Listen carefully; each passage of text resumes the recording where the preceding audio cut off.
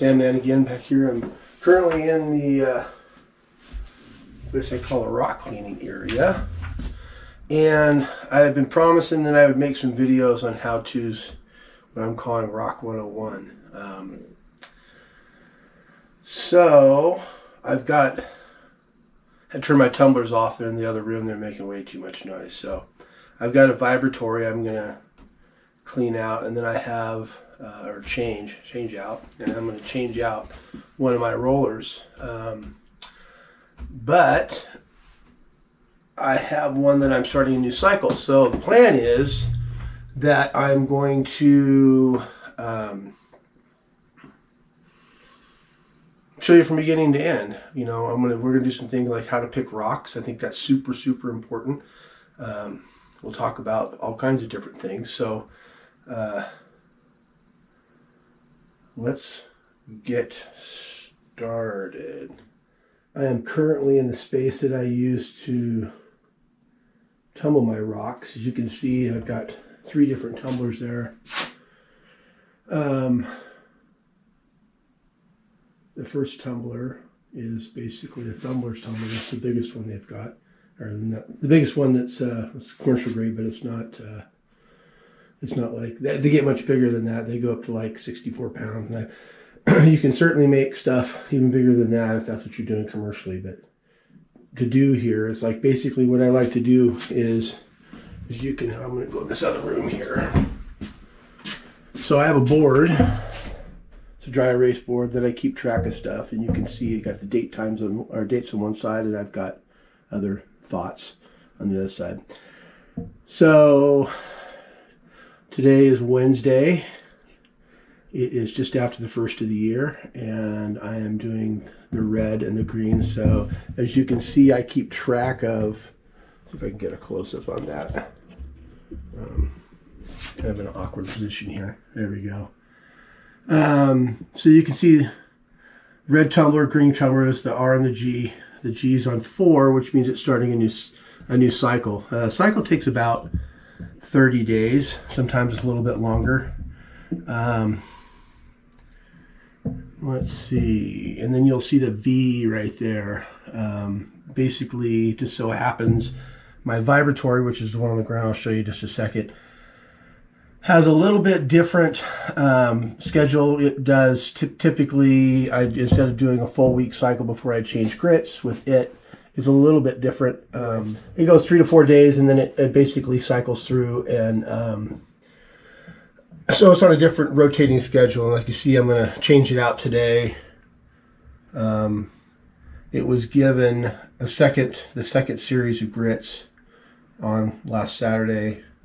Because the items were a little on the rough side and stuff, I decided to go an extra day. So 3 to 4 days is about typical for that. So you can see 4 days from Saturday is today, and then it'll go another 4 days, and that'll put it up on Monday, which is off cycle. Anyway, here or there, this is how I keep track of it. It's a dry erase board. It's really simple. So we're going to go back in here. A lot of obstacles in the way, and do a better job of it. So like I said again, here is my red tumbler. It's going to get changed out today, and it's going from, currently has a 1 grit in it, and we're going to go to 2. Here's my green one down here, which is basically, it's an older barrel. The original base and the drive for it wore out, so I basically bought parts, and because the barrel's still good. And then down here on the ground is my 18-inch vibratory, and like I said, normally everything's running, it's pretty noisy in here, so killed all that. So let me go ahead and I'm going to grab this barrel. We're going to go in there and we'll get started. Now, the first is the most important, and I'll explain it to you. So a lot of it comes down to what type of rocks you're going to pick. What are you trying to do? So here's the grits. There's another thing that'd probably be interesting to know. I keep them in a separate container just because it makes it easier, but I have this is all silicon dioxide, so 6090 is the first grit, 120 220 is the second grit, and 400 600 third grit, And then I use aluminum oxide or cerium oxide depending on what I'm using, what kind of polish I'm trying to. Cerium's a little more expensive than aluminum oxide, but so basically how it works is the first two grits, the 6090 and the 120-220, are 1 ounce per 1 pound. It's a pretty good way to go. And then the 400 600 aluminum oxide are half that amount. So instead of 1 ounce is half an ounce. So, and we have digital scales and we weigh everything out each time we do it, because remember, as you start to tumble, what rock wears off basically turns to mud, and as it starts to wear down, everything gets lighter. Some rocks get disintegrate faster than others. That's something you need to be aware of. And other times they like the harder stuff, the agate, and has a tendency to be a lot harder, and you don't lose the weight. So anyway, let's go in the other room.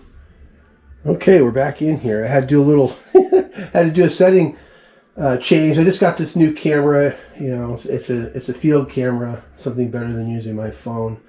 And I'm still learning it, and couldn't get it to. Thought it was a Wi-Fi thing, but different things were shutting off, so I had to go in there and change the settings. Anyway, here we are. We're back inside my wash area, and you can see there's all kinds of stuff in here. And I think I've explained it once before. Got digital scales up on the left. I've got different things up there for let me get this thing turned a little bit better. It's a lot harder to do this by yourself than it is to do this with somebody else. All right, here we go. So you see that it's metal pan up there. That's what I measure out my grits in. You see, everything up here has a function, and everybody has to create their own space. I think I told you once before that everything that comes in here gets a bath, and then as it goes through the process, it might get a second bath. And the thing about the tumblers is they get several baths. They get a bath every time. So I have different screens here, and we'll show you how those work. Spoon. I've got these lights that make it really nice to identify some stuff, and then I have some other stuff up here, like you see these little plastic beads. I use these a lot with when I do the last grit, and we'll talk about that when we get time. And then of course my door leading out in the backyard, not really backyard, side yard, and I've got towels up there. So underneath this, as you can see, I have a ton of different material, and literally most of these buckets are the same kind of stuff. This bucket back here is softer material. I don't know if you can see in there very well. It's softer material. It's material that I got to be really careful with, because if you put it with some of this harder stuff, it would just disappear. I have rounder stuff that I use as my agent with my vibratory. We'll get around to explaining that at a later date. And then of course, this is another kind of soft bucket. There are some hard stuff in there, but this is all petrified wood. Some golden oak on the end there, which is very beautiful stuff, but it's a little on the soft side. So if you're not careful, you put that with the wrong kind of stuff. And we'll talk about that, why it's really super important, how to pick material. So let's start.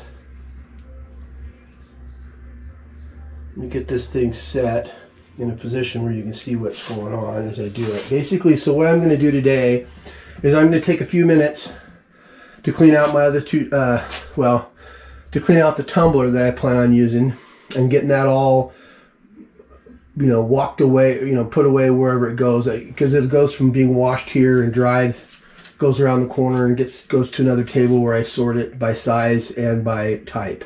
That's just me. I've got, I sell different rock sizes, different places, different things. So it's like, it's important for me to do it. If I do it now, then I'll have to do it later. I won't do that during this video, but so I'm gonna give me a few minutes. So I'll be right back with you. I'll come back and you'll see the tumbler in its position, and I'll have it set up so I can show you what's going on. All right. Okay, that took a little longer than I thought. It always does on the fourth one because of all the plastic beads in there. And as we get to that part of the video, towards the end of it, I'll give you an idea why I use plastic beads. So here is some of the product.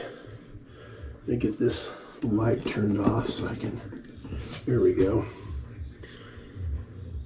So this is just an average, it's kind of a mixed bag of stuff, some agate, some jasper. This is kind of a precursor as to what's coming up. So anyway, I want to take a couple seconds to do that. Here's my machine, wash the top off. There's the metal top. And then I have a little thing to capture all the bolts and stuff. And that's just things that I do to make life easier for me. And so I'm not running around trying to figure out where I put stuff.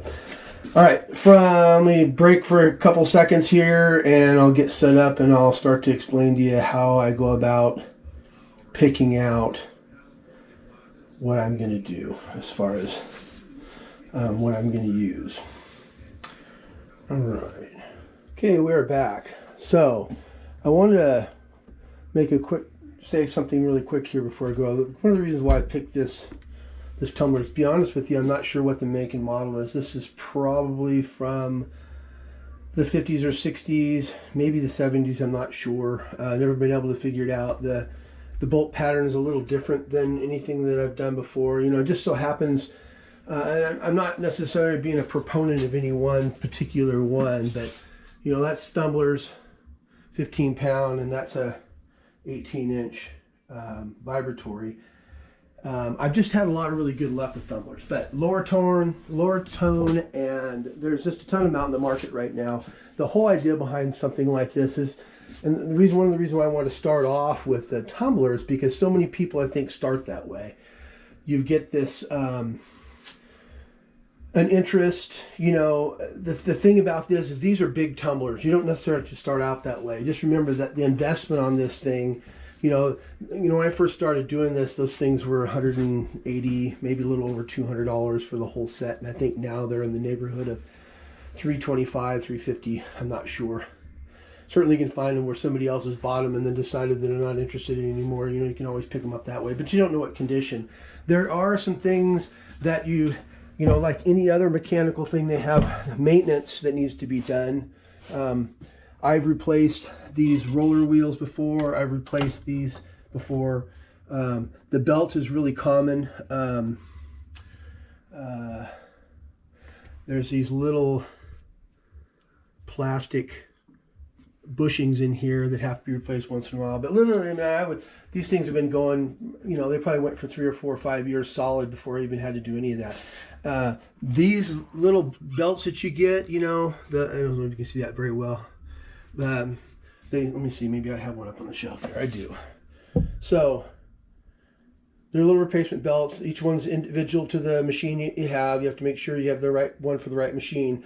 And that's something that you go through quite a bit. I would say, as much if I'm tumbling pretty continuous, so it could be something as much as a couple times, 3 times, maybe 4 times a year. It's hard to say. The other thing that you're going to wear out really fast is these gaskets. Now, like I said, this particular tumbler has a different pattern, and where I order all the stuff out of from the Rock Shed in South Dakota. They've just been really, really good to me.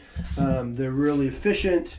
Sometimes I get a while here in the middle of the night. It's really easy. Make my order and away it comes, and in a few days it's here. These you go through quite a bit. Now, probably about twice as much. I wouldn't say, maybe a couple times a year, maybe. I don't know, something like that. But this particular one, because when it goes on here, I'll show you here, kind of, sort of, is that I have to stretch it up to get it on there. So by the time it's stretched out, it stretches the rubber here and makes it thinner, and these sharp rocks that are pounding against it all the time basically wear holes. Now, if it wears holes, it leaks, and you'll know really quickly if you have an issue. So it's always really important, if you have, you can tell when they're getting thin, it's really important to make sure that let me turn the light back on. it's really important that you make sure that if they start to wear out, that you keep an eye on them, because when they do go, they go, and they can empty out depending on how big the holes or they usually start with pinholes, but the bigger the holes, it could empty out your tumbler. So I'm not endorsing any one tumbler over the other, and I'm saying that if something you want to you're kind of interested in, maybe start small. There's several manufacturers out there that make singles and doubles, what they call 2-pounders and 3-pounders sometimes, and they're pretty small. You're not going to be able to put much product in there. It's very big. I mean, pieces like this, let me give you an idea how big some of these things are. There's my hand, so it's like, that's 2.5 inches across by 3 inches, and I can run that in my tumbler, no sweat. In a 2-pound tumbler, that'd just be about it. The other thing I want to talk to you about really quickly, I'm trying to see if I can get some better light down here. Maybe I'll just move a bucket up here where we can see better. Maybe I'll just move it out. That's what I'll do. I'll just move it out. So I'm going to do another agate run / jasper / you got to understand something about rocks. It's identification of rocks, very, very important. You'll hear people all the time say, oh, that's this, oh, that's that. The reality is they can only tell what they can tell. Rocks are as unique as people, and probably why I like them so much is because there are some things that are very, very pure. Clear agate, pretty pure, but you also get impurities in the outside. Now the tumbling will take some of that off, but it won't necessarily take all of it off. Let me go back out here really quick and show you what I mean. Let me get a light on. So you can see these started off at very, very rough, and there's still some, if I can get that in focus, there's still some host rock on there, which I think is pretty cool. Some people would continue to keep grinding this sucker down until all that's gone. But I have places I go where I can get stuff that's pretty clear like this. So this is pretty obvious what it is, but getting something like this, for instance, which is a combination of agate and jasper and dendrites and some opalization and maybe some all kinds of stuff. So the reason why I bring that up is because you get this thought is like, oh, it'll all tumble the same. Well, that's not the case. Basically what happens is you get the hard rock tumbles up and shines really nice. The soft rock disintegrates and sometimes doesn't shine up at all. And it's all mixed in. And I think that's the cool thing and the unique thing about the tumbling I do. I'm not, definitely not a prima donna. Like I said, I told earlier, these rocks all talk to me. I don't mean that in a weird way, but I'm just saying, I know I can look at, these are all mixed buckets, but I can tell you, in most cases, by looking at the rock where it came from, because I'm the one that collected it. It's not like I bought it. Now, I do buy stuff. I certainly do. It's usually targeted stuff, and you're definitely not going to buy gravels. I wouldn't do that. What I call these is gravels, stuff that's really too small or not necessarily super exciting to put on a saw. But then again, I have my good buddy Ken. He puts a lot of his stuff through at least the first grind to take off, the rinds of the host rock or whatever. And from that, he determines whether he's going to cut it or not. Because you can certainly, I got saws that go down pretty small, so it's like I can cut stuff small if I see something I want to make jewelry of, and I certainly do that. Okay, got a different angle now. So, still trying to figure out how the best way to do this. It's one thing you're just doing this on your own. You don't have to think about all the extra steps, but when you're trying to do this where it's helpful for folks, it's a lot different. So, pretty much these are the two buckets I'm going to use. I see a third bucket over here. I might pull some of that stuff. Like I said, right now, it kind of looks like brown, nondescript stuff. There is some goodies in there. There's no doubt about that, I know. Some of these goodies you find just randomly wherever. But, kind of the rule of thumb about all this stuff is that if you're in a certain area that's known, for certain things, and that's why we use the books a lot to get us in that area, then you know kind of what you're in, the type of material you're going to find. And I've seen enough, and I've had enough material go across my hands to know the potential behind some of the stuff. Yeah, there might be a few stinkers in here, but for the most part, that's not the case. So I have my barrel here, okay, and you got to make sure the barrel's really cleaned out. That's the biggest thing between each. You got to make sure that the grit prior is completely out of and off and at all the surfaces, because if any of that comes back out, it could dull the scratch. The first two do the most work as far as breaking the rock down and making it smoother. The pre-polish, the 400, 600 that I use at the week 3 is the last little bit of basically taking off any of the, it removes what you can see as far as the grind, that makes it a little bit more polished. And then finally, the last grit, it's polished basically. And then like I said, I add some plastic beads in there to keep it from banging together. There's certain rocks that are very, very tedious. Now, most of these rocks will play nice together. I've already gone through and sorted them, but there's no guarantee. There's sometimes you get a few in there that you miss. Petrified wood can get lost in this really easy.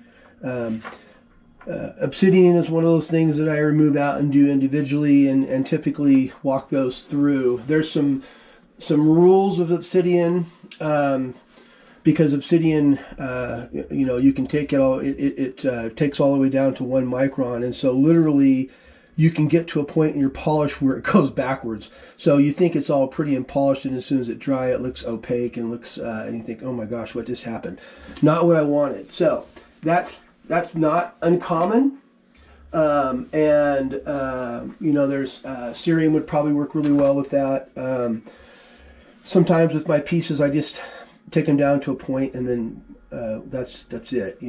There are some different mediums. What I'm going to be working with is silicon dioxide, which is pretty much just the standard in aluminum oxide, which is the polish, which is pretty standard for the industry. So let's get into this. So I'm going to pick some all different sizes. You'll hear people say, oh no, they need to do all this size, or oh no, they'll all be small or medium or large. The reality is that my thought is the more, just like in a creek, the more stuff that's moving around different sizes, the more little nooks and crannies in place they can get into and transfer all that polish, which, that abrasive around there. So I'll grab a couple bit. Now that's a really nice piece, and I want to grab some different types of pieces, because I know there are some pieces that are a little bit more difficult to work than others, and I think it's kind of important to know what they are. Okay, so we'll throw that in here. So I'm just going to pick some random pieces, and the interesting thing is you're going to watch these go through the process.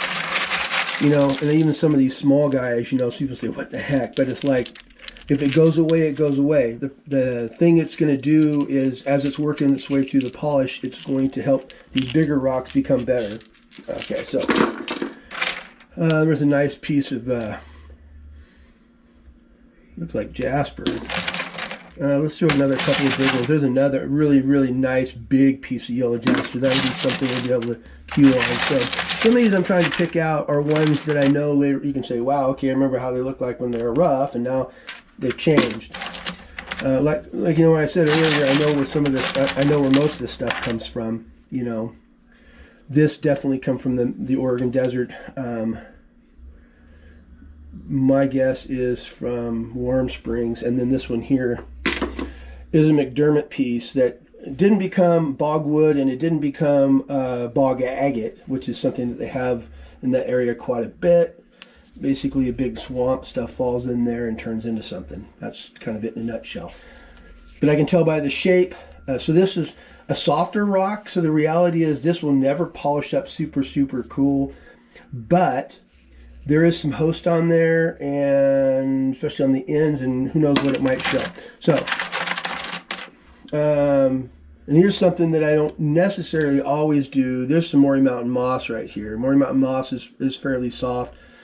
But I think with this new process that I've been doing lately, as far as making sure the beads are in there and everything, that it's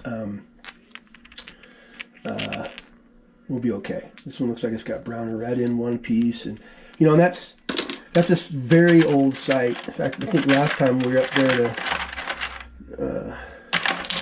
Forest Service guy came out there and was chatting with us, and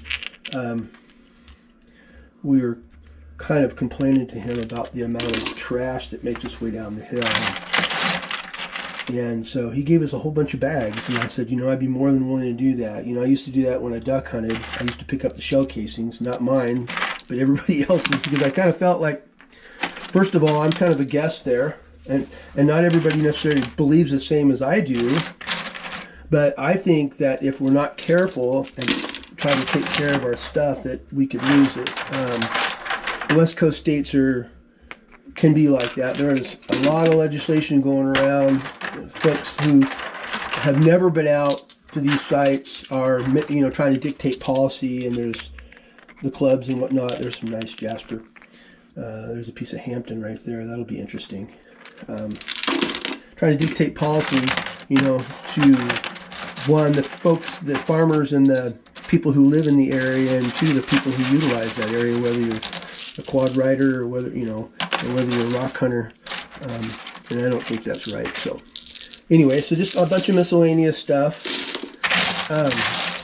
So just a lot of miscellaneous agate. Most of the stuff's is going to be kind of nondescript. I'm going to try to get a couple of more cool pieces. There's a piece that's going to turn out beautiful.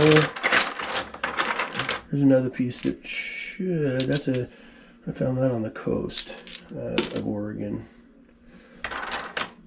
Let's see.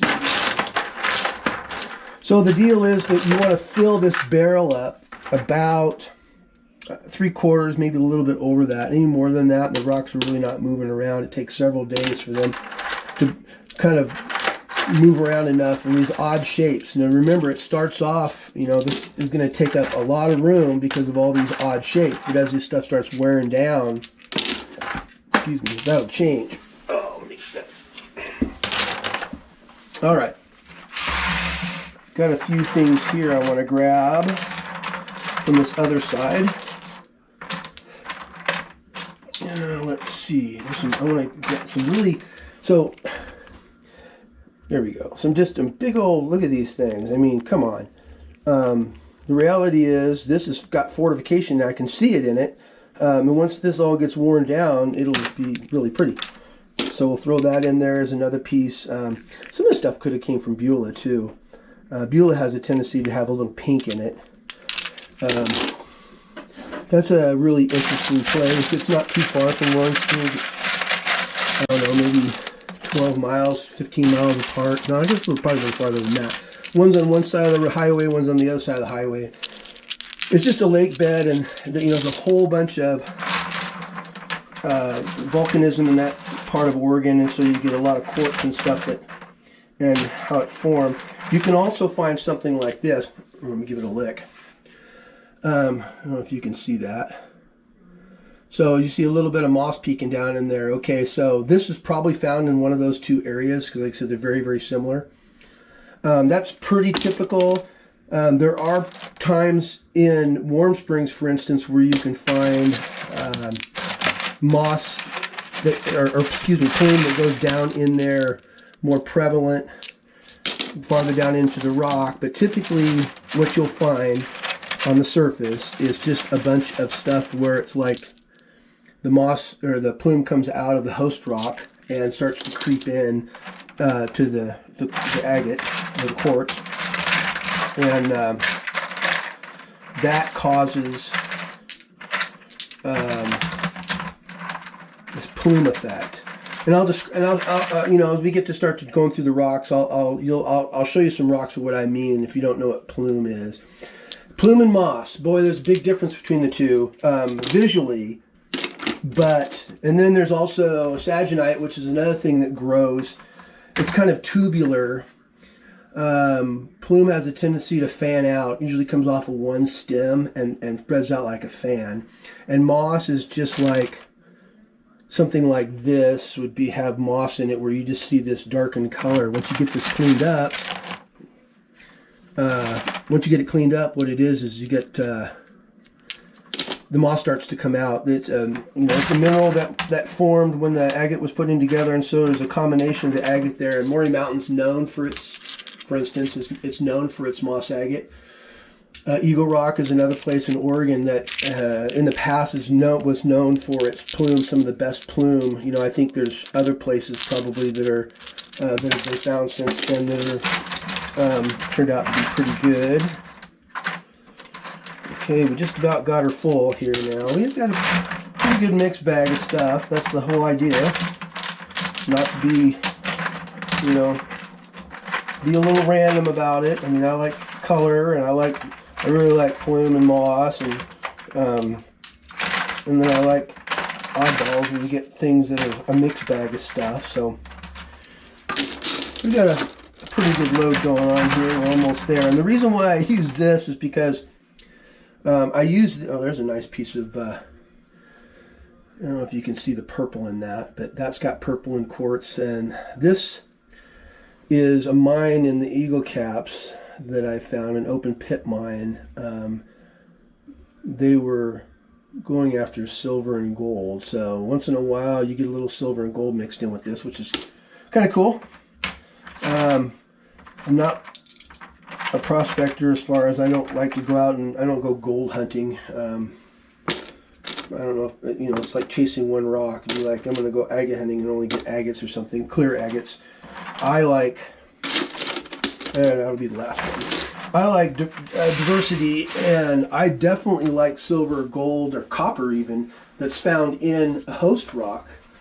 I've got several places where I've got things, and some things that I've cut, which makes fantastic jewelry, or some things that I've tumbled. Now, you know, like I said, you got to get in the zone, and then, you know, once you get in the zone, then you can, you know, find out. You can go from there, and then now you're in an area where they were doing a lot of mining. Like up where I'm at right now, there's a lot of silver. This part of northern Idaho and Montana, lots of silver mines. That guy's in the wrong spot. A lot of silver mines, copper, and there are quite a few gold mines, but there are also other mines like titanium. And so sometimes the host rock that runs with those is pretty cool. You know, silver, malachite, you can get azurite. Sometimes you can chrysoprase, chrysocolla. You just get all kinds of stuff. You know, it's not necessarily gem grade stuff. You know, that's not necessarily how it works. But sometimes it's just like a powder. But that stuff, even though it doesn't polish really well, it can be turned into some nice pieces of jewelry. So let's move off the ground here and get you up. Old knees. Pick up this. Put that there. We're gonna turn this off, I think, and we're gonna move this in here. Oh wow, that worked out pretty well. Let me get that set a little bit better. All right, that'll work. I'm pretty spoiled. Not only have this big washroom, but over here behind me I have a refrigerator, which is a place to keep cold beverages during the summer. I have a coffee pot on there to keep hot beverages during the winter. It just started going crazy around here. Our winter started late this year. I think we had a whole grand total of maybe 5 or 6 inches of snow. Our lowest temperature was probably around 18. And then in the last few days, buckets out of the way, we had this dump. I think we had like 5 or 8 inches yesterday. And it was really light stuff, so it would have been a lot more if it had been heavier or you know, fluffier snow. And we got a cold snap coming in. We got like 3 or 4 days at the end of the week coming up. We're going to be in negative numbers. In fact, I think 25 or 22 is what they're projecting, which is weird because it was warmer than it should have been in December. We had 44 days, and now we're into January and it's colder than it normally is. I mean, we get cold, but not usually that cold. So, all right. So here it is. You can get a kind of a peek at it. So, what now? So let me move this up just a little bit so you can see what now is. I'm going to put it right over there. I think you can see this all right. We're going to get this lid gasket out of the way. And I'm going to take up this. I don't need this anymore, so I'm going to I just hang it up there and let it dry. Okay, let me make sure I got the right scales. I use two different types of scales. I got one digital scale that goes from like, 0 up to 11 pounds, and I have this other one which goes to 99 pounds, which is pretty handy. Let's see if I can get this in the frame better. There we go. All right. So we'll turn it on. I'm going to go back here.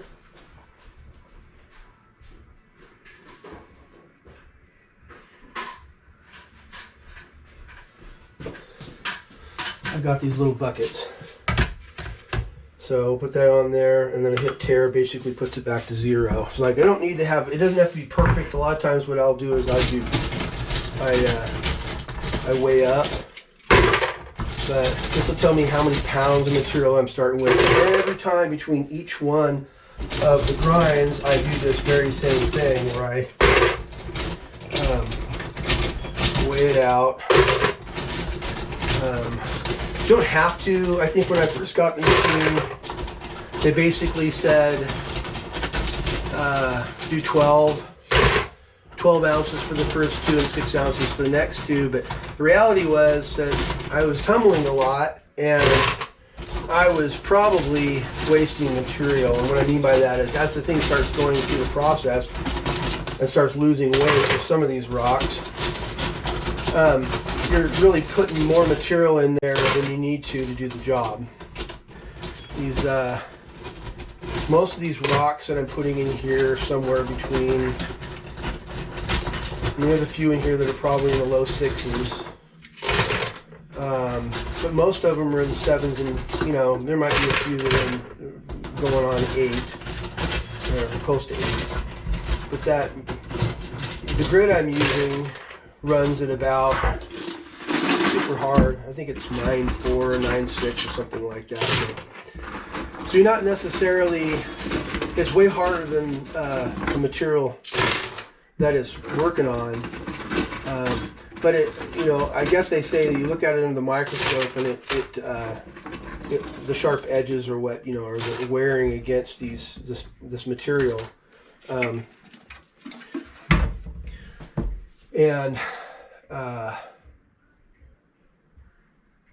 They get dull. So like when I'm doing this, and I'll talk through this as I go, when we do our first clean out in a week, I have a collection bucket. The first 2 grits you definitely don't want to go down your sink. If you're using your sink at home, the best thing to do is to either put them in a separate bucket outside. It's not harmful to the environment, okay? It's a mineral base.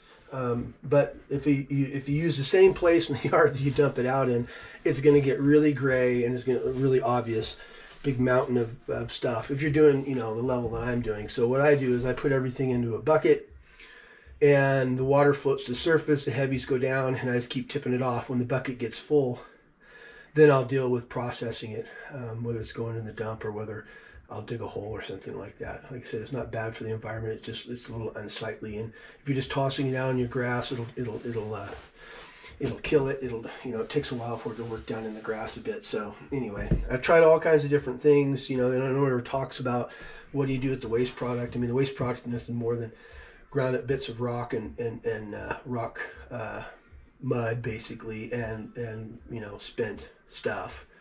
I am gonna play with it a little bit. I started a second bucket instead of dumping out my first, but the snow, the ice, and cold weather kind of caught me, so I have like 3/4 of a bucket of material, and I'm thinking that the 60/90 is not 60/90 anymore. It might be like 400, 600, or even finer than that. And so my buddy, when he does his, he just uses the 60/90 and he runs it for 30 days minimum. And he just uses the same thing. And I never tried that myself. I've heard people, it's like, you can do that, you can do whatever you want. I don't know how successful his polish comes out. I know that the industry says you want fresh stuff because the fresh stuff is going to do the job. It's not going to be, you know, you're going to get a nice polish. So we waited out. Thought we waited out. I waited too long. I think it was just under 10 pounds. 10 pounds. So it was like 9 something. Okay. So we're going to go with 10 pounds. That's the closest. I always round up to the nearest whole number. So here we are again. I'm going to move the camera a little bit, get back down on the, you know, this is not magic. We're going to do something like that so you can see both. And the reason why is, and we'll show you in a minute. Okay, so nothing special. We're just going to transfer this in here. And to be honest with you, I'm pretty rough with it. You are definitely not going to hurt any of these rocks by just dumping them in like that. But as you progress and your grind, you know, you start getting the rocks start to polish up, dropping them like that, you could definitely scratch them or damage them or chip them. That's a pretty common thing. So we just got to be really careful. So, all right. So now I'm going to get my smaller digital scales, and since that's 10 pounds, I got my little, let's see if we can still see that. Yep. Turn that on. Now while it's zeroing itself, I'm going to go in the other room and grab the 60-90 down, which is my first grind. Like I said, everything has a purpose around here. I use this for a couple different things. So we are going to weigh out 10 ounces of material, and it goes really fast, this 60-90. So let's see. You can find this stuff online at a lot of places. There's a lot of shops, and you know, like I said, I get all my stuff from the Rock Shed. Like I said, they've been really good to me, and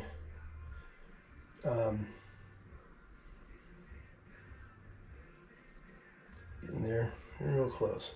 There, we already had the right amount anyway. So everything goes back out of the way. I'll just leave that there for now. So now I have 10 ounces of material. I'm going to just place it in here. This is another thing. So I'm going to do 2 other machines today, a roller and a vibratory, and we're going to use the same thing to gather material. I can't have any 60-90 in if I'm going to the next grit. Otherwise, that one could grind it. So I just use a little rag, wipe it out. Nothing. I mean, I'm not talking about brain salad surgery here. Think about what you're doing, and the idea is you're trying to do stuff to make it simple. So now I'm just going to pull this up here. I'm going to add water. I like to wash all the grit down. So this is, right now there's a whole bunch of irregular spacers. There's a lot of air space in between things. As this thing starts to grind and tumble and things start to fit in, it's like masonry. It'll start to, this whole height will shrink, but not necessarily because of weight. It's because the shapes are becoming more in line with their neighbors, I guess. So the whole idea is, like you see this now, we're going to start this. I'm going to put just a little bit more in. The industry says about 1 inch from the top. I like to go a little bit less than that because I know what's going to happen by the time I open this up in a week. When we open this up in a week, and I'll show you, this is going to be gray and soupy, and all these things are going to be down, and you're probably not going to see any rocks. Now, right now, you can see lots of rocks. Let me turn the light on here. You can see the water, well, maybe you can't see the water level. The water level is at the bottom of this rock right here. So there's probably about, I won't say 3/4 of the barrel's full of rocks, around there, but it's about only half full of water. So as this goes round and round and round and round 127 million times between now and next week, these things will start to shrink. Their sharp corners will start to go away, and literally they'll start to fill the void more. Takes less water. Like I said, you'll see that when we come back. This will all be down.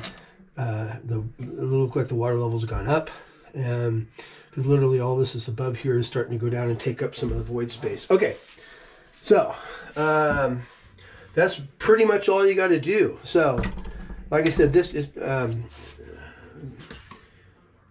just the first one of 5. 1, 2, 3, 4. Yep, 5. The 4 and a clean out. 4 more and a clean out, or 4 more including the clean out. So, put the rubber gasket on. Like I said, this one here I have to walk on, which stretches this center out, which makes I go through these pretty fast. The lid goes on, and then I get this, and I use that just because it makes it nice to keep track of stuff. So, the key to this is to get it down hand tight and then put just a little bit, like less than a quarter turn or about a quarter turn on it. And the reason why, so my other machine, when I first got started, a little too zealous. I was leaking. I thought it had to do with the fact that I didn't have these on there tight enough. But the reality is, I probably had some pinholes in my diaphragm. It was new to me. I didn't know that. And by over tightening them, I basically popped the welds loose. They're not even welds; they're kind of knurled on the back side of the posts. Now I don't know about these old ones. These old ones feel like they have a different head on them, but the newer style doesn't. They just knurled the end of the nut and stuck it into, or the post, I guess, and stuck it into the metal. Well, you can twist them right out, I guess is where I'm going. If you twist them out, then you can only get them so tight, because as you start to tighten them, it'll just spin the whole thing. So I've used Loctite, which is not a bad thing to use for that. I don't know if you can see that very well. It's kind of bright. Got light's a little bit too bright, isn't it? There. And I just put that on the back of the nuts, and I have to do that every once in a while, and it seems to work all right. It's good to have backups of the wing nut and the washers around, because stuff happens. You know, things happen. You lose stuff, and you need to have some backup. So here we are. Like I said, just about a quarter turn more. You don't need any more than that. I've done this enough now that I can tell by feel. Just looking for a seal. This rubber gasket will be stuck on there really hard, and so anyway, so here we go. So I'll lift it up. I think you can still see it there. Can't have any water on these parts right here. This has been sitting out long enough. Normally I'm doing this pretty fast, and so it's like I have to go to great lengths to dry this. And the reason why, if it gets on your rollers, it'll spin, especially the first couple. This is the heaviest it's going to be. The material's heavy. It's sitting, you know, you've got 10 ounces of the 60-90 in there, and the water's more water. This is the heaviest it's going to be, and so it takes a little bit to turn it. It might be because this older one too is got a few miles on it. So here we are, and no water, we're good. So now I'm going to go over and put it on. I'll go ahead and put it over on the machine, and then I'll